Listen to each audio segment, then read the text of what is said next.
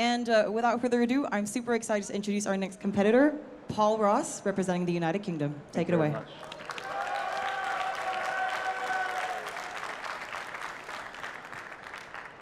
Is everyone ready? Are we all good to go?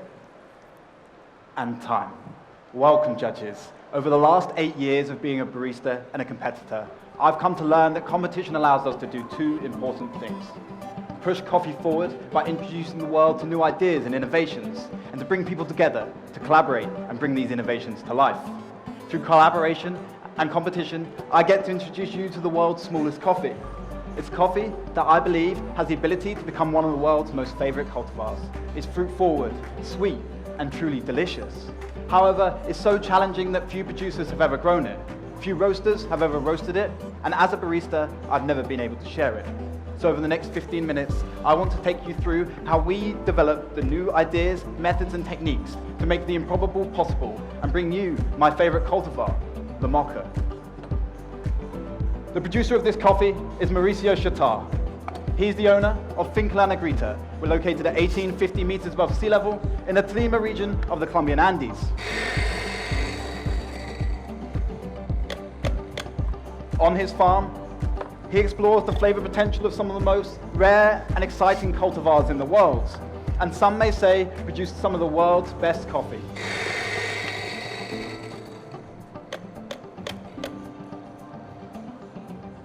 Throughout the years of getting to know Mauricio, I've come to understand that a coffee's cherry, its cultivar, and the growing conditions are a coffee's potential, but processing is where we get to define its true character. And this is where Mauricio stands out. This Mocha is lot number 9, made up of 3,500 trees. In the last 5 years of production, have yielded just 140 kilos of coffee. Each tiny cherry is hand-picked at its ripest for optimal sweetness before being sanitized to kill any bacteria and creating a cherry at its purest in which Mauricio can begin to work. The cherries are then placed in a custom-built stainless steel tank where yeast is added before being nitrogen flushed.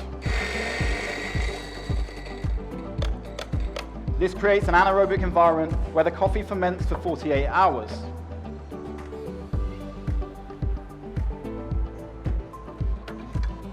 It is then moved to raised drying beds for 4 to 6 weeks until it reaches 20% moisture. At which point, it is then moved to a static drying room for 24 hours before being hand processed with the same precision and care Mauricio processes his coffee. Hand milled, sorry. Then it makes its way to London. When it reached the Watch House Roastery, I began to explore the full flavor potential of the coffee, roasting 50 grams at a time over dozens of profiles. And after speaking to Mauricio, I decided on a profile that emphasized sweetness. It had a total roast time of 9 minutes 16, a development time of 5%, and an end temperature of 202 degrees. At this roast profile, we found a medium weight, syrupy coating texture, and a sweet, lingering finish. Today, I'm pulling your shots at a recipe of 23.5 grams in to 47 grams out. And for flavor notes, and please write these down, you'll get fresh, vibrant raspberry, pink grapefruit finish, blood orange, brown sugar, and 70% dark chocolate. I ask that you stir 3 times, place the spoons in the pot next to you, and please go ahead and enjoy. Enjoy. And enjoy.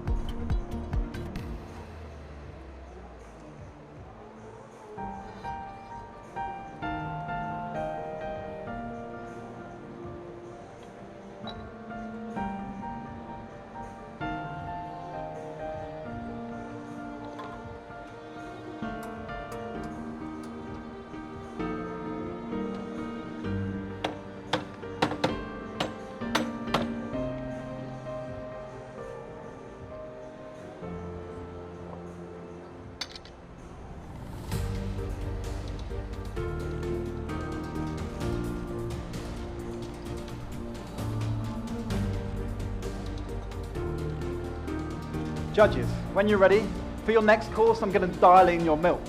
When I tried to find the perfect milk for Chita's mocha, I couldn't. So I had to find a way of building my own. With the help of Braid's Dairy Farm, I sent a sample of freeze distilled milk off to the lab, focusing on 3 key attributes: fat, protein, and sugar. Because in our milk beverages, we know fat affects flavor clarity and weight, protein affects structure, and sugar affects sweetness. The next step was working with Jamie Foster from the University of Portsmouth to develop an algorithm which allowed us to put the fat, protein, and sugar content of the milk we wish to create.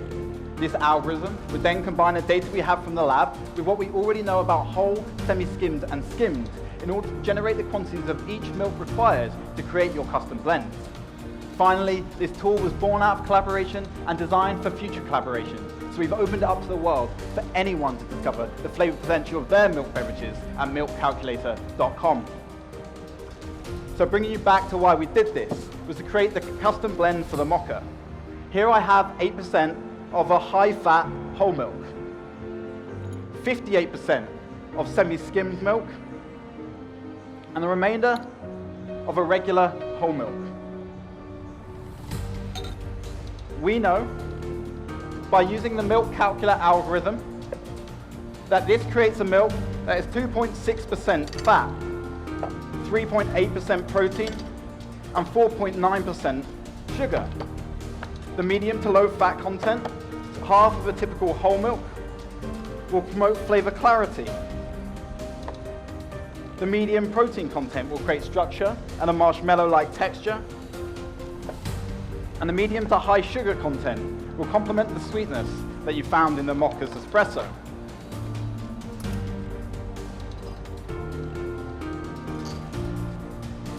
And in knowing this data, we've achieved our goal of dialing in our milk with the same precision and care that we dial in our espresso.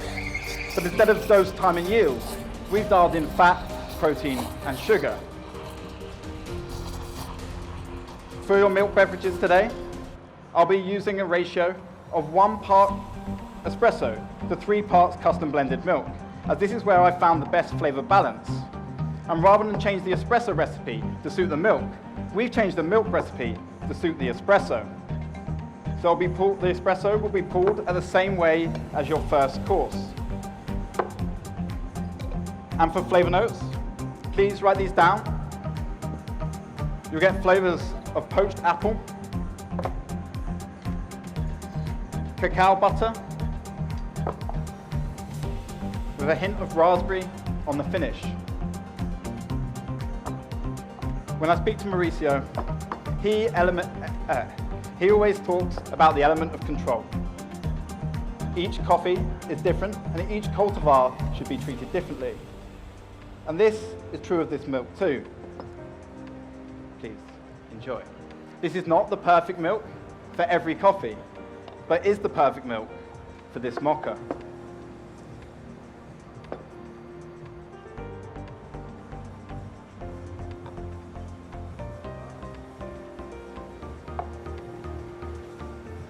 Enjoy.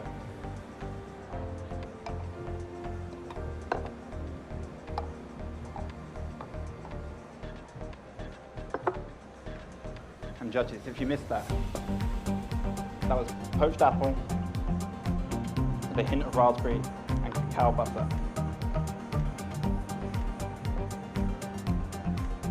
Enjoy.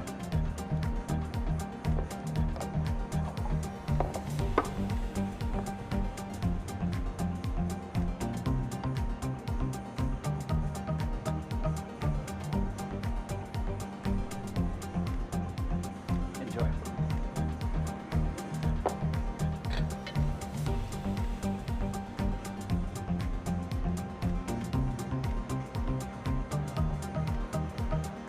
Enjoy that.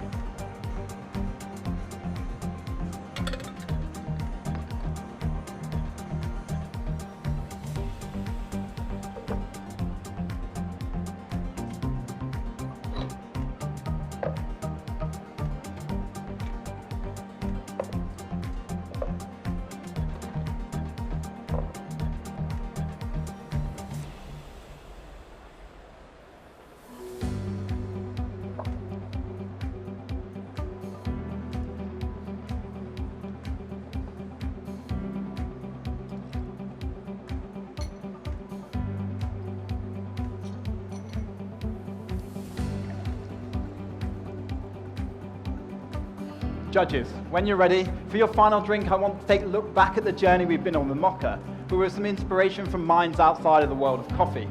So to begin, I poured 4 shots of espresso in the same way as your first course, but cooled them over ice to highlight the fantastic acidity that we found in the Mocha. Then we learned the lesson about Mauricio's love of fermentation and the anaerobic process. Inspired by this, I'm going to add 12 grams of a lacto-fermented blueberry.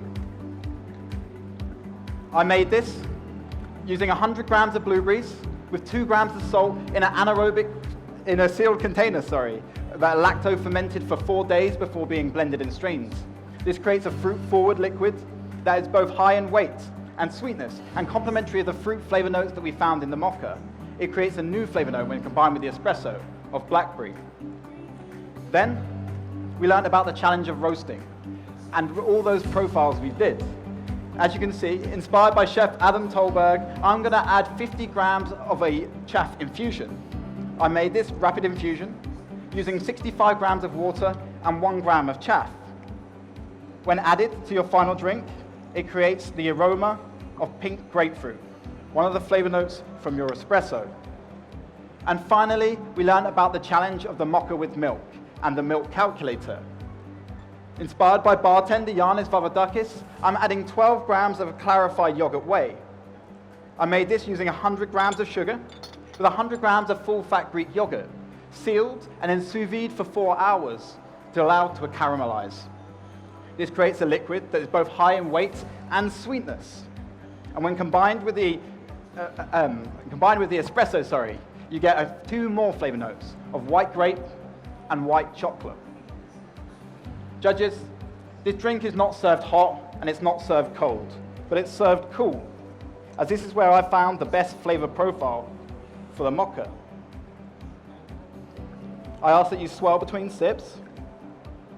Before you go ahead and enjoy the drink, I'd like to say thank you.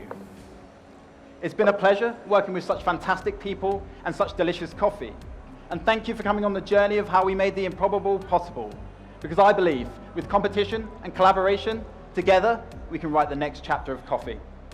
Please go ahead and enjoy. Enjoy. Enjoy. And enjoy.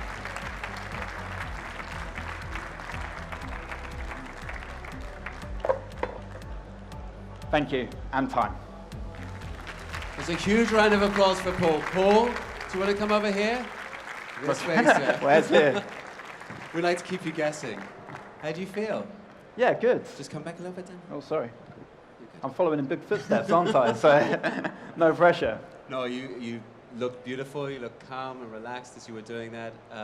Is there anyone out there that, I know you have a huge team here, and you can't name them all by name, but who've been really helpful for this process? I have a lot of people I need to thank.